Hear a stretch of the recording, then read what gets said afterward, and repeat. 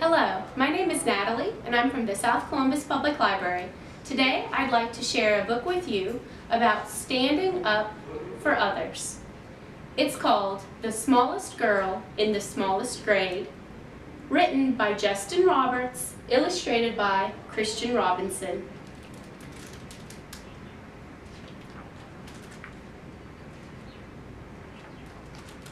Hardly anyone noticed young Sally McCabe. She was the smallest girl in the smallest grade. Sure, her name could be heard in the daily roll call, and she marched with her books down the same school hall, but hardly anyone noticed young Sally McCabe. And they certainly didn't know, or at least didn't mention, that Sally was paying super extra special attention. To the abandoned kite with the tangled string, to the 27 keys on the janitor's rings, to the leaves as they turned green to gold in the fall, to the time Timmy Torino was tripped in the hall. She watched as the wildflowers tipped toward the light and heard the howl of a hound dog late one night. She was there when the stray cats who normally fought conducted a meeting in the church parking lot. She saw Kevin McEwen get pushed off a slide and the oncoming tears that he wanted to hide.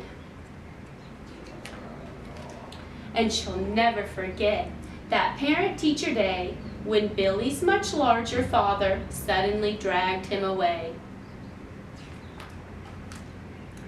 And through all the mean words and all the cold stares, no one even noticed that Sally was there, and they certainly didn't know, or at least didn't mention, that Sally was paying super extra special attention.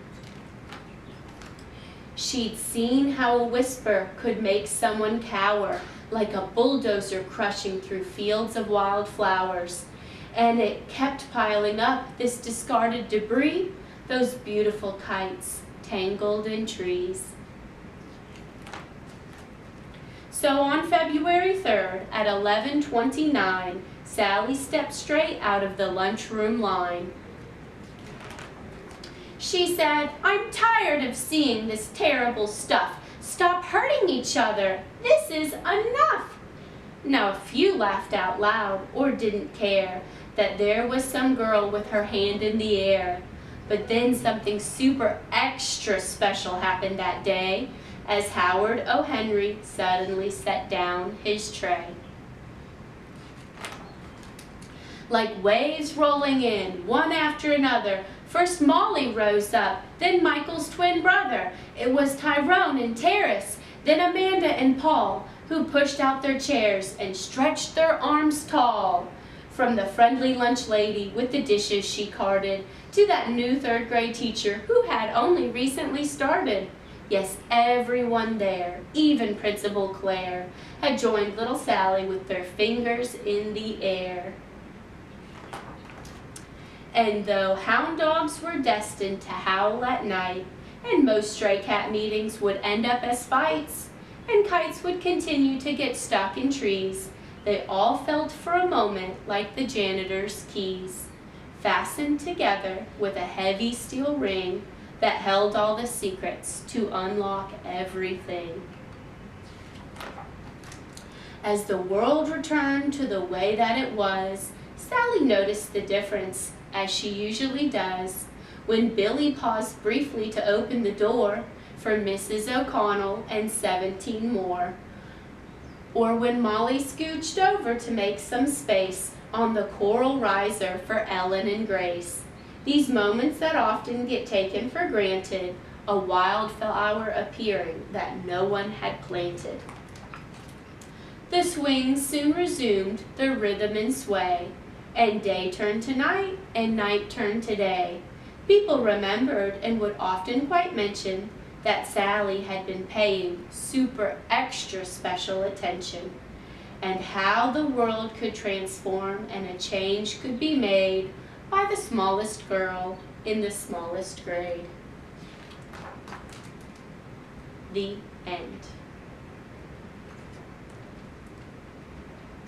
And the moral of this story is, you are never too small to create change. The end. We are springing into summer learning at the Chattahoochee Valley Libraries, and the program you just attended is one of the ways you can earn completions.